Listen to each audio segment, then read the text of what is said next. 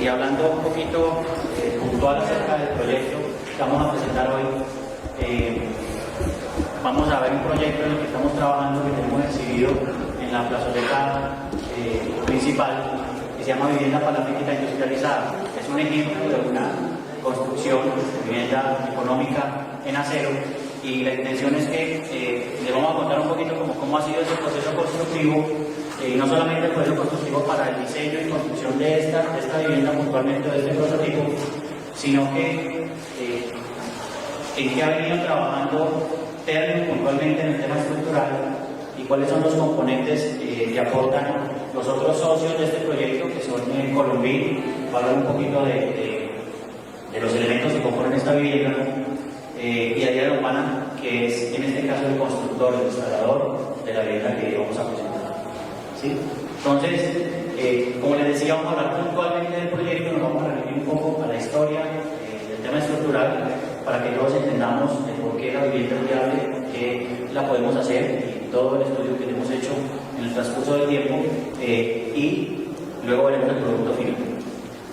Entonces, básicamente, la casa que está ya exhibida es un proyecto que nos solicitó el cliente. ¿Sí? El cliente nos dijo que necesitaba un proyecto que tuviera las siguientes características. El primero, que estuviera en el rango de vivienda de interés prioritario, ¿sí? Hasta ¿cuántos salarios mínimos de interés prioritario? 50 salarios mínimos. De interés prioritario, 50. El segundo aspecto era puntualmente, a este diseño que tenemos para zonas rurales. ¿Sí? El tercero era puntualmente para un área que tuviera o que tenía o tiene riesgos de inundación. ¿Sí? Es un terreno, digamos, inundable, cerca a un río, puede tener problemas de inundación. El cuarto, el acceso, era una zona de difícil acceso. Hay que tenerlo en cuenta desde varios puntos de vista. El primero, el punto de vista logístico, la llegada al lugar con los materiales para la fabricación de la casa. Y la segunda, el tema de servicios. ¿Sí? No es fácil llegar allá con energía, no había mucha herramienta ni equipo pesado para poder llevar a cabo esta construcción. Y el quinto, el tiempo de entrega. Creo que para todos es claro hoy en día que el tiempo de entrega en vivienda de interés prioritario, en vivienda institucional en este país, es muy importante. Entonces, esa fue la indicación que nos hizo el cliente, y con base en eso trabajamos en este proyecto. ¿Sí? Ahora sí, les voy a presentar a las personas que me acompañan. El ingeniero Jairo Cortés trabaja con la empresa Ternium, trabaja con nosotros.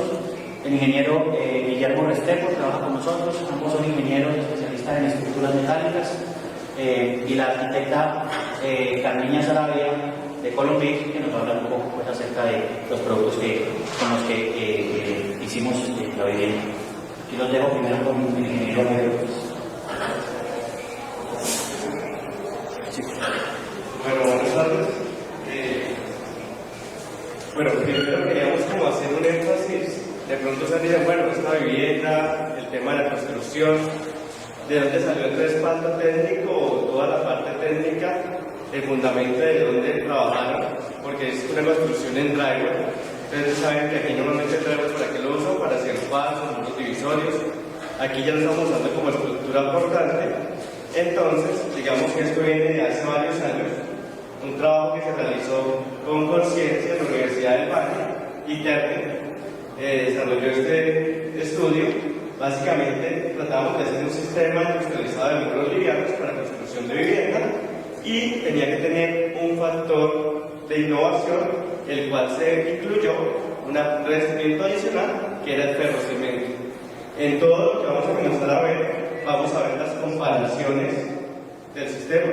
Básicamente, el sistema innovador del revestimiento nuevo era un tema de un repedio, una malla eslabonada, malla con vena y un plástico y perfil.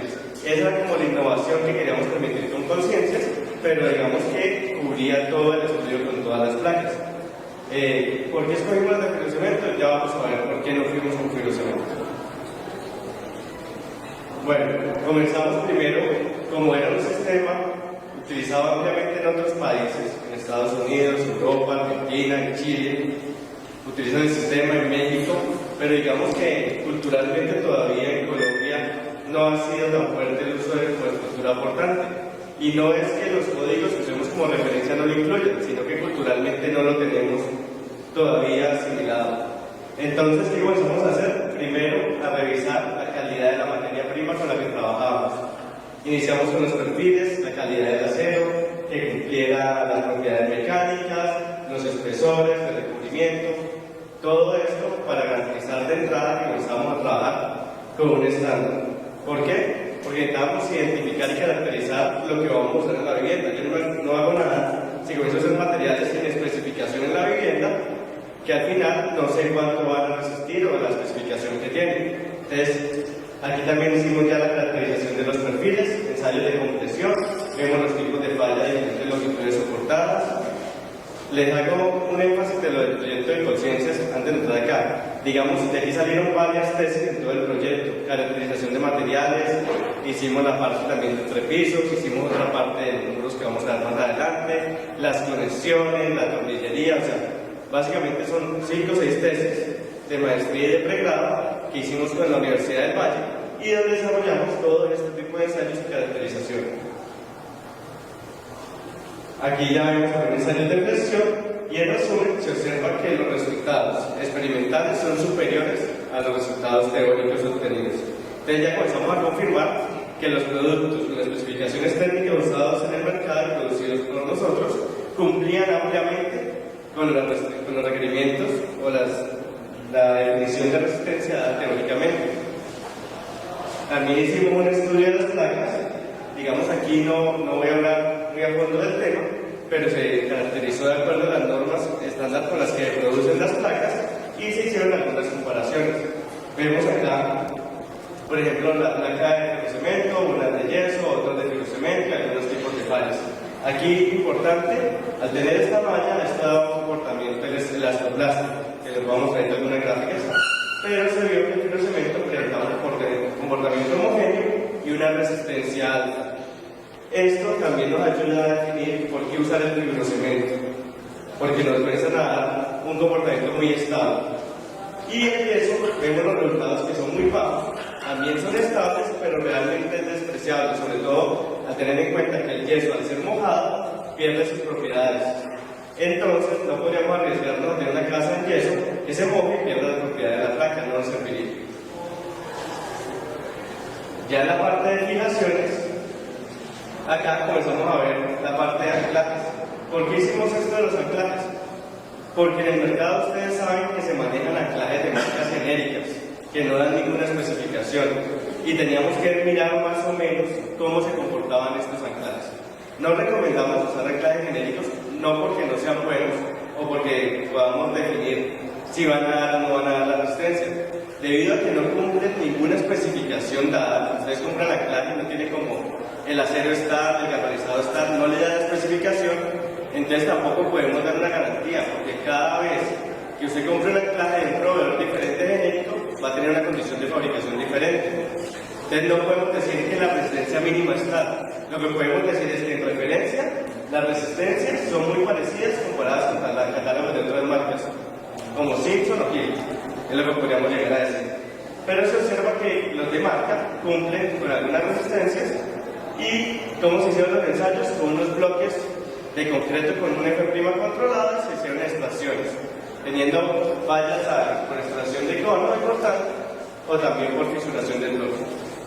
Con esto validamos la resistencia. ¿Por qué necesitamos esto? Para fijar los muros a la losa o para hacer extensiones en estructuras también, con anclajes. La parte de tornillería es un punto muy importante. Aquí, digamos que hay un fuerte déficit de tornillería con especificación. Hay, digamos, uno o dos fabricantes que nos dan especificación de tornillería, pero en general se consigue tornillería de marca genérica. ¿Qué pasa cuando le menciono genérica? No sabemos exactamente las tolerancias con que maneja la tornillería dimensionalmente, la calidad del acero. Entonces, digamos que también eso nos afectaría la resistencia del producto. Entonces, lo que hicimos fue caracterizarlos con unas tablas y también unas tablas como dar una referencia de cuánto puede dar un tornillo genérico. Pero para usted poder garantizar una resistencia mínima, ahí sí debe comprar la tornillería que cumple una especificación dada por el fabricante. Ahí sí podría garantizar una resistencia. También se observaron aquí los resultados y esto ya van a ver para qué necesitamos todos estos datos. Ya aquí comenzamos a ver para qué son útiles estos datos. Aquí ya vemos ensayos de conexión de los parales. Aquí tenemos una placa y tenemos un perfil y se hicieron ensayos para ver el comportamiento de la conexión placa-perfil, de la unión de cada tornillo, cómo se comportaba, cómo era la falla. Entonces aquí ya comenzamos a ver comportamientos, inclinaciones del tornillo, dependiendo de la placa, se tragaba la cabeza, se cortaba el tornillo, dependiendo de la placa era de endurecimiento de 6 milímetros, 8 milímetros, también variaba dependiendo del tamaño del tornillo. Y aquí comenzamos a ver ya las gráficas de resistencia, de formación que teníamos, de acuerdo a las placas de fibrocemento y la placa de yeso, variando los tornillos y variando los espesores.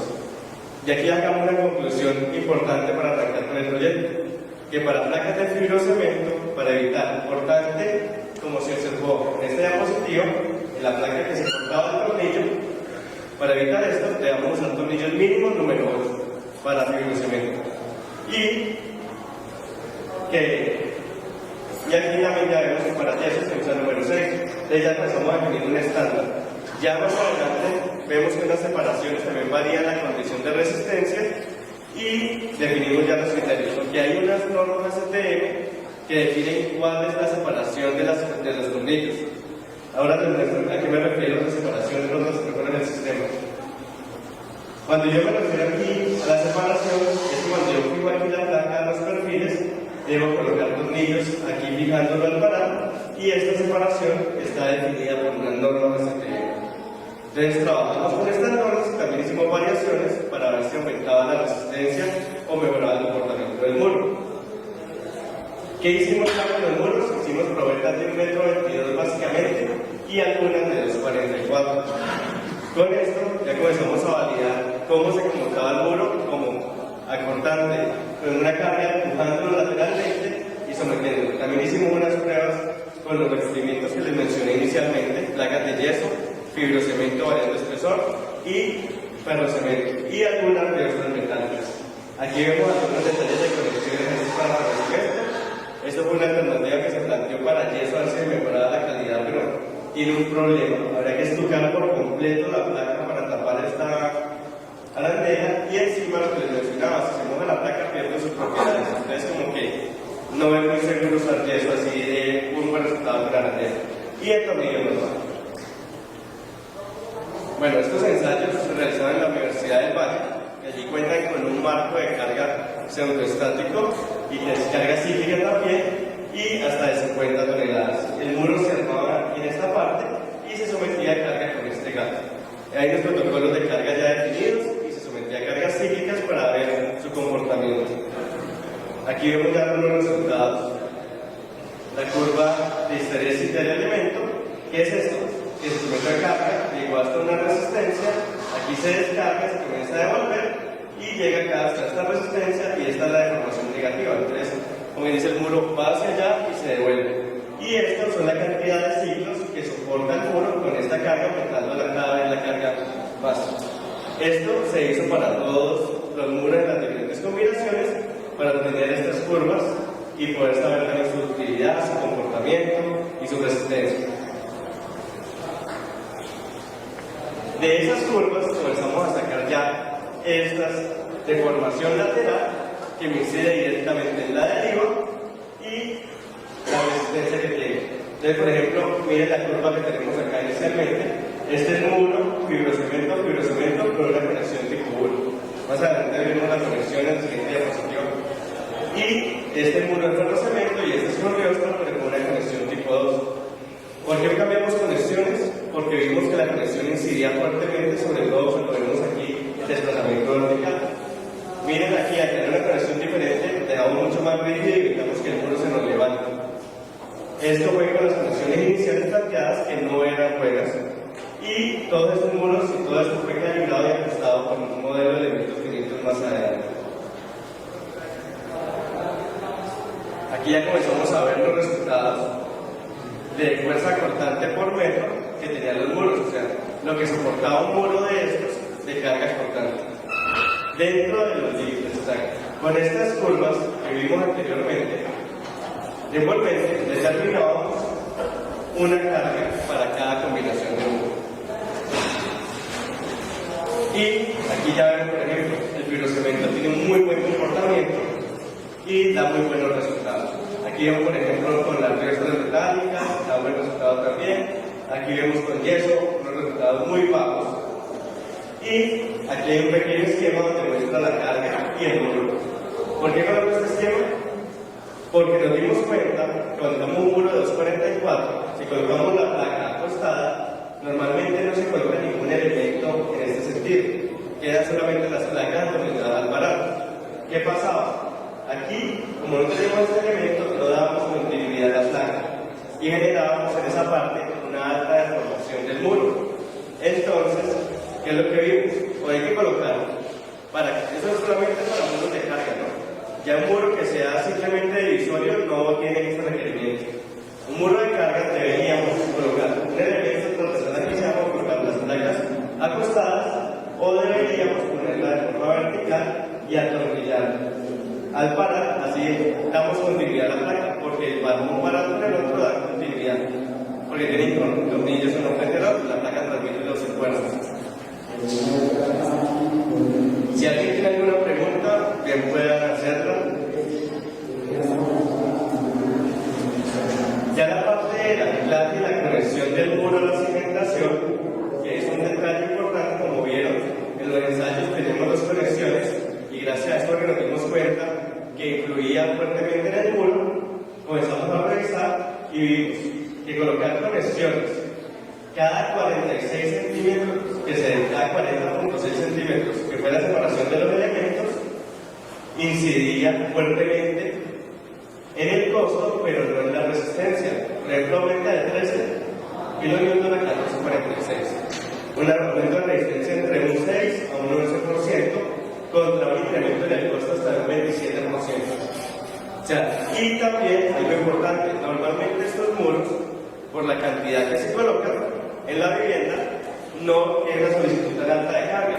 Entonces digamos que no vamos a estar exigiéndolos al 100%, entonces digamos que no es requerido esta resistencia tan alta. Entonces digamos que aumentar todas esas conexiones muchas veces solamente nos va a generar sobrecostos, no una mayor seguridad. Y también viendo pues bibliografía tomada, también vimos que lo normal es usar elementos en los extremos del palo. Y definimos un panel mínimo de 1.22 y son elementos de anclaje solamente en los extremos.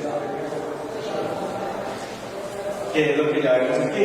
Y ya saben, con una reversión, este sería un panel y tendría las conexiones aquí o del piso también para dar continuidad al segundo piso. Y revisamos y encontramos dos conexiones que produce una firma americana y tomamos como base. ¿Por qué no tomamos estas conexiones exactamente como están estas hechas? Porque no contamos acá con los elementos para hacerlo, ni siquiera menos para el estudio de conciencia. No podemos mandar a hacer una herramienta que nos hiciera esto, nos doblara las láminas y nos estructura de esta forma. Entonces diseñamos unas conexiones algo similares y le hicimos unas pruebas de acuerdo al protocolo que usaron en Estados Unidos para validar estas mismas conexiones. ¿Qué encontramos? Unas curvas de carga de desplazamiento donde vemos que la conexión tiene algo de influencia.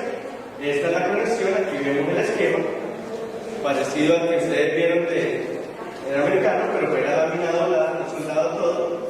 Y como hicimos el ensayo en la máquina universal con deformímetros y una platina de continuidad. ¿Por qué no lo hicimos con el paral de entrada? Porque el desplazamiento que sufría la conexión con todos los tornillos y el paral me iba a afectar el resultado. Eso, la conexión entre el paral y la conexión en lámina delgada es una conexión ya avalada por la norma y también hicimos estudios para revisarla más adelante, que ya tenemos un nombre. Y aquí, ¿cómo resumen qué tenemos del estudio? Definimos dos conexiones con una cantidad de tornillos, una varilla de anclaje, el calibre del elemento de triángulo y la resistencia a tensión que va a soportar este elemento. Usted va a decir, bueno, ¿qué pasa con la constante que tiene el muro? Resulta que la cortante se absorbe con unos elementos que se colocan aproximadamente en las platinas, asegurando la canal inferior del muro, unos cada 40 centímetros se deben colocar. Y ya este elemento solamente queda cargado a tensión, básicamente. Y aquí pues tienen la tensión de diseño, la deformación que sufriría la conexión con esta carga y la tensión última. Les quiero dar un ejemplo. La casa que ustedes ven construida entre placas y perfilería pesa aproximadamente 5 toneladas todo. Y tiene aproximadamente en las conexiones, son 28 conexiones de estas. Pero no este modelo que vamos a ver adelante, sino pues este modelo estamos diciendo que es una conexión que hace que va a aguantar la carga de la casa completa. En un ejemplo, como para que hagan la analogía. Entonces, ¿qué hicimos? Vimos que la conexión aguantaba demasiado y dijimos, hagamos una conexión con lo que tenemos a mano, ángulos laminados. Hicimos ángulos laminados, una platina de continuidad, también hicimos pruebas de algunos aparatos para demostrar la resistencia y la conexión. Aquí se ve que la falla es por inclinación y corte de tornillos. Entonces se chequea tanto los tornillos que requiere, el perfil y las cargas que va a soportar. Esta es la carga de diseño y esta es la carga última esperada. Si ven, más o menos es el 50% de la carga de diseño. O sea, quiere decir que con los resultados de esto se hace todo el análisis y se dividió casi por la mitad, la que se encontró al final. O sea, que realmente esto para que falle no va a fallar a 980 kilos, va a fallar a 1810.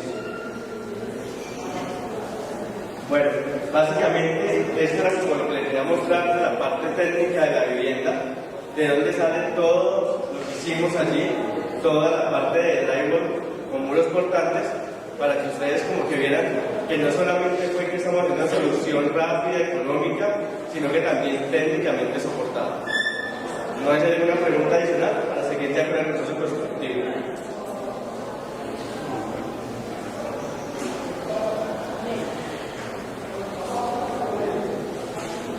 Buenas tardes para todos. Digamos, hasta acá llega la parte teórica. Ahorita queremos mostrar la parte práctica, lo que desarrolló el arquitecto Jiménez, la solución constructiva que desarrollamos en la alianza entre la Vivienda Urbana, Colombic y Terra. El proyecto que hemos llamado Vivienda Palafítica Industrializada, con una solución constructiva para zonas de difícil acceso y con alto riesgo de inundación. La alianza estratégica está compuesta por los siguientes: Terre, que somos los que fabricamos y suministramos la estructura metálica, utilizamos el perlín en entrepiso y florete cubierta, utilizamos la tubería estructural como palafitos. Digamos, aquí hay un asterisco, porque estos palafitos que tenemos fabricados en tubería estructural obviamente es acero, y dependiendo de la zona donde se vaya a construir, pues podemos usar concreto para evitar el tema de la producción. ¿De acuerdo? Entonces, en el caso de la resistencia de los flexibles, pues tuberías que estaban de acero, pero eso pues había en el desarrollo con la condición de eso. Ahorita esto nos pide el perfil como hemos estudiado la fase de desarrollamiento, pero lo que es la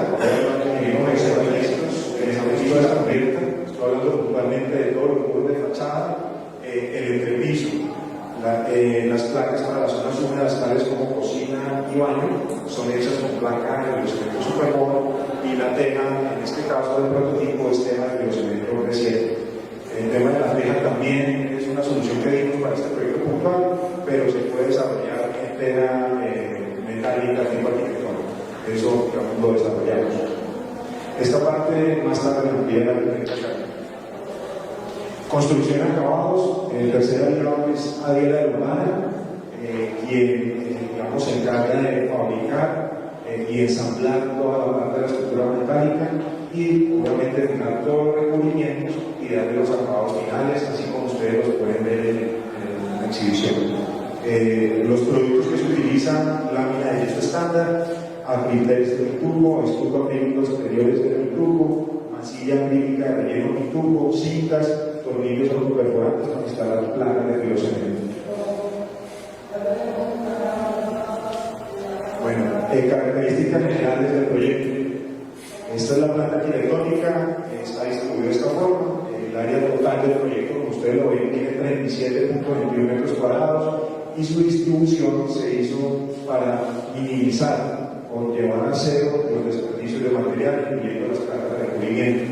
Está compuesta por un porche de un área de 3.23 metros cuadrados, 2 habitaciones, cada una de 9.11, un baño de 3.07 y una zona social de 12.7. Como lo ven acá, está la distribución, esta es la alcoba, esta es la otra, este es el porche, la zona social, la cocina y el baño. ¿De acuerdo? Esto tiene 2 accesos, el acceso principal y una salida a un patio exterior. Como lo habló el arquitecto Jaime Andrés, esta solución está pensada para utilizarse en una zona rural. Entonces, digamos, toda la parte de lavadero y patio está pensada hacia el exterior de la vivienda.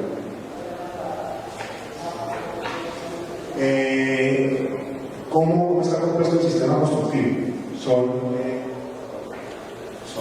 El sistema de luz de carga de drywall, ¿de acuerdo? Entonces, son paneles hechos con perfilería liviana, que cumple con norma, tiene espesor 0.88, derivado de Florencia 33 KSI, y pues utiliza todo lo que desarrollamos en el proyecto de la Universidad del Valle. La cimentación es en pilotes hincados, en este caso puntual, por eso vamos a mostrar, está pensado como pilotes de 2 metros de profundidad y una altura paratípica de 1 metro.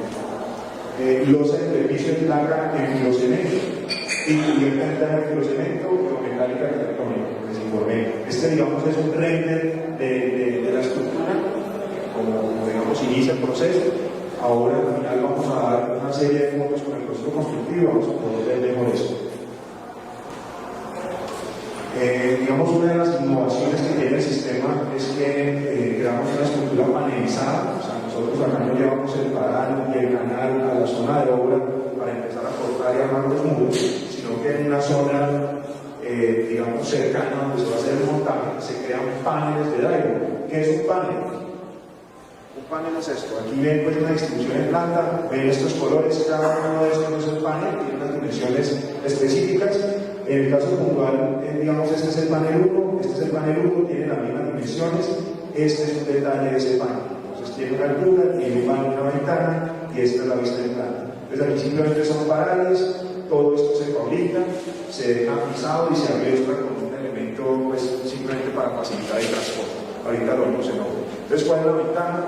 Esto tranquilamente en media mañana, como pasó con este prototipo, pisamos todos los muros, los fijamos y los anclamos. Da mucha rapidez de construcción. Bueno, aquí les doy el paso a la arquitecta.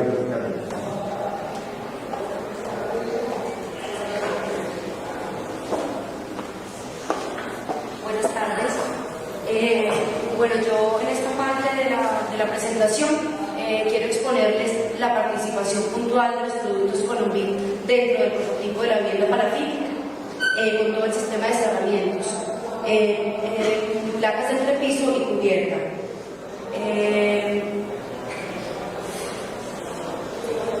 Acá en esta diapositiva les quiero explicar un poco de qué se trata o cuáles son los componentes de una placa Superboard. Superboard es una placa plana de cemento fraguada mediante procesos de autoclave en alta presión, humedad y altas temperaturas.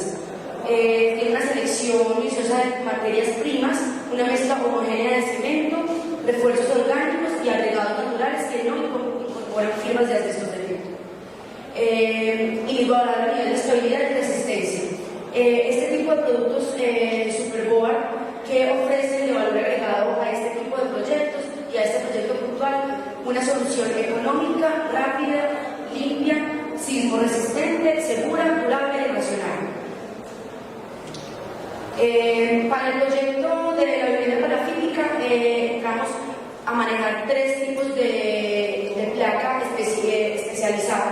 Tenemos la Superboard Pro, que es una placa de cemento que contiene todos los bordes de su perímetro rebajado, lo cual facilita el tratamiento de puntas, garantizando que no se marque la punta cuando se realiza todo el nivel de acabado final. Para las placas de entrepiso utilizamos el Superboard EP, que es una placa de fibrocemento de 17 milímetros de espesor, con una terminación en mortero, con un mortero de liberación y una malla electrosoldada, que termina de dar toda la resistencia del comportamiento estructural de la placa. Y por último, en las fachadas frontal y posterior utilizamos un nuevo producto que estamos ahora promocionando con la vivienda y es la Superboard Siding. La Superboard Siding es un sistema de placas de 20 centímetros por 2,44 que tienen un proceso constructivo diferente al tradicional de la instalación de placas Superboard. Estas son unas placas que se van sobreponiendo una a la otra. Es un sistema de construcción que brinda unas facilidades de ensamblaje muy altas, y también esta placa nos da como garantía o nos da como valor agregado a la implementación a la no implementación de productos de acabado. O sea, en la placa Siding no necesitamos ni masillas ni tratamientos de punta de ningún tipo. La sola placa da el acabado final de la vivienda. Las ventajas del sistema: entonces tenemos en racionalidad y economía, una rápida instalación, facilidad de manipulación, mínimos desperdicios y máxima limpieza, disposición ideal de instalaciones y bajo peso. Durabilidad: entonces garantizamos una resistencia a la intemperie. Ustedes saben que el fibrocemento es un material que se comporta muy bien para manejo de fachadas, una inmunidad a hongos, plagas y roedores y resistencia a la humedad. Y en seguridad pues cumplimos con todo el tema de normativa de resistencia y resistencia al fuego. En este plan podemos ver cómo fue la distribución de nuestros productos dentro de la vivienda. Entonces tenemos la línea roja, nos muestra y nos marca toda la parte de zonas húmedas de la vivienda, baño y cocina, que se manejó en Superboard estándar de 8 milímetros. La Superboard Siding, que fue lo que les mencioné ahora, que tiene la textura madera, se trabajó en la fachada principal y en la fachada posterior de la vivienda, dándole también un valor agregado estético a este tipo de proyectos que muchas veces por ser proyectos enfocados a vivienda prioritaria, dejamos un poco a un lado la parte estética y la parte como de calidad de vida y de calidad de materiales que se están ofreciendo. En este proyecto se contempla y se le ofrece este valor agregado estético a la vivienda. En las fachadas laterales utilizamos Superboard Pro de 10 milímetros y en toda la losa de entrepiso el Superboard EP de 17 milímetros. En el proceso de industrialización quiero hacer una pausa porque es importante tener en cuenta que para este proyecto puntual Colombin desarrolló un proceso de precortado en fábrica donde cada una de las placas Superboard que componen la vivienda vienen precortadas desde la planta. Esto implica una reducción en la manipulación de la placa en obra y una garantía de que todos los productos y todas las piezas nos van a dar un resultado de calidad muy alta de la vivienda terminada. Cada una de estas placas viene con una marcación específica y acompañada de un manual técnico de armado muy sencillo, donde le va a facilitar al instalador el orden de instalación de cada una de las placas, y esto obviamente pues va a influir notablemente en la agilidad del montaje. Nosotros entregamos, o Colombin entrega dentro del kit de la vivienda todas las placas cortadas y marcadas dentro de un kit paletizado debidamente embalado para facilidades de transporte, y protección misma del material, para garantizar que llegue en un correcto estado de la obra. El peso total de este kit de placa Superboard es de 2.931 kilogramos. Y acá pueden ver un poco el tema que les mencionaba anteriormente de la simplicidad de cómo vienen las placas y el montaje del montaje en obra de la placa. Esta es una de las fachadas de la vivienda, donde viene cada una de estas piezas, viene precortada desde fábrica con una marcación específica. Lo que el instalador debe hacer es únicamente seleccionar las piezas por fachada y dar comienzo a la instalación de la placa. Ya tenemos la siguiente fachada, la fachada lateral. Para el siding se comporta exactamente igual. Todas las placas de siding vienen precortadas a unas medidas estándares, garantizando un desperdicio mínimo en el material. Tenemos la siguiente fachada. Tiempo también paso queríamos hacer como énfasis en todo este proceso de industrialización. de cómo el compromiso de las empresas que están participando en este proyecto de optimizar todos estos procesos desde planta. Y yo pienso que es un factor fundamental dentro de todo el proceso.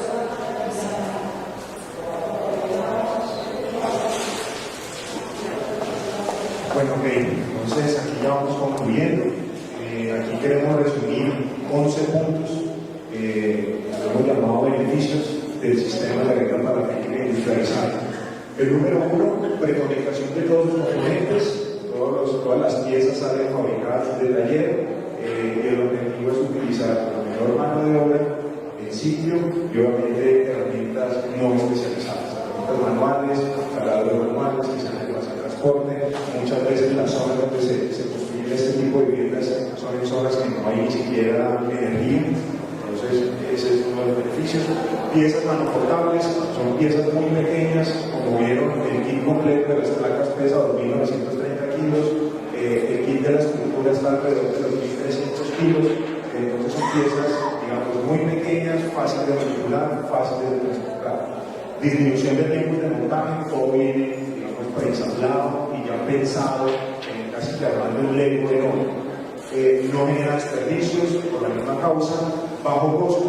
Ahorita vamos a ver un presupuesto donde detallamos el prototipo que tenemos acá construido, alta calidad de producto terminado, pues ustedes lo pueden ver, el siding, por ejemplo, da una muy buena apariencia, alto nivel de desempeño ante el uso y el abuso, es una propiedad de las placas de cemento, sismoresistencia con la NSR10, como vieron en la presentación del ingeniero Negro Cortés, todos estos diseños estructurales que hemos desarrollado para este prototipo cumplen con la norma, fácil transporte y manipulación, no requiere herramienta especializada y respaldo de mano.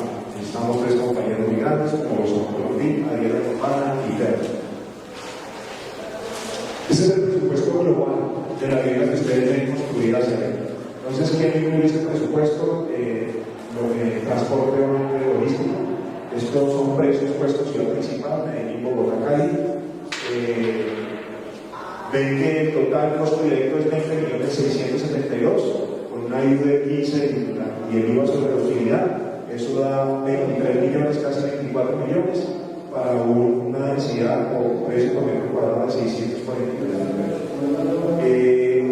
¿Qué puede variar este costo? Obviamente la distribución arquitectónica, el proyecto que se utilice y obviamente la zona donde se vaya a construir. Si es una zona pues, donde el suelo no es muy bueno, pues la cimentación tendrá que ser de una resistencia mayor y eso puede afectar los costos. Esto simplemente es un costo estimado para que ustedes lo tengan en cuenta, qué tan competitivo es el sistema. Aquí ya vamos a arrancar con un proceso constructivo, vamos a ver pues, cómo se fabrica en planta, cómo se ensambla en obra y lo rápido que se puede instalar. Vale la pena aclarar que este prototipo cuesta viviendas para que se instale por completo en 7 días.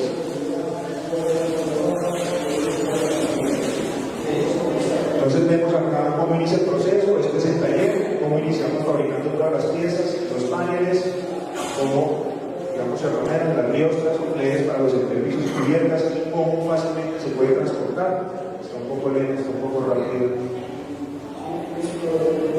Ver el entrepiso, cómo se va ensamblando, se empiezan a montar las placas de fibrocemento. Ven acá cómo se van ensamblando las placas de fibrocemento, se empiezan a izar los paneles, miren que entre 2 personas es fácilmente instalable. Estos elementos que ustedes ven en diagonal simplemente son elementos temporales para evitar que el nuevo producto se pueda sacar. Empezamos a izar sobre el trazado todos los muros, miren cómo lo van sujetando.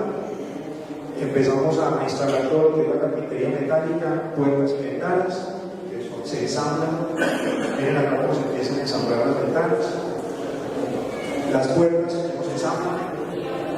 Aquí empezamos, y esto es un tema muy importante, el tema del anclaje de los muros, cómo unimos los muros al entrepiso y cómo garantizamos una continuidad. Esto fue lo que se desarrolló en la Universidad del Valle. Entonces miren cómo arrancamos a perforar. Miren el anclaje como es, este es un perno pasante, este es el ángulo, aquí está el proceso de instalación. Vean el perno pasante, cómo se sujeta la cara abierta del ferrín abajo, cómo se arrodilla el panel. Entonces estas fijaciones van en el extremo de cada panel, de acuerdo a la distribución que se haga. Vale la pena aclarar que esto es un sistema industrializado y está pensado para construcción o fabricación de mínimo 50 unidades. Entonces, digamos, cuando hablamos de más de 50 unidades, podemos pensar en trabajar un desarrollo puntual para la necesidad del cliente, ¿cierto? Estos son los detalles de la cubierta, cómo se fijan las correas de cubierta que son hechos en perlines.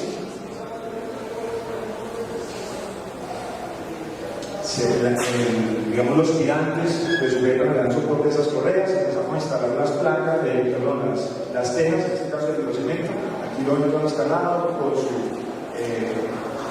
tirante. Aquí lo ven, otro detalle es la madera.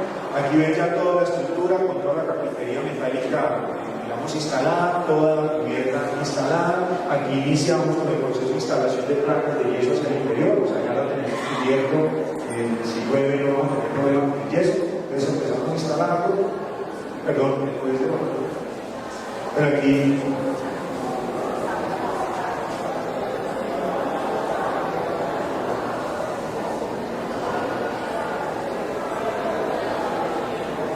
entonces vean los acabados que se le van dando hacia el interior. Empezamos a instalar el siding, esto es lo que les hablaba la señorita Carmilla.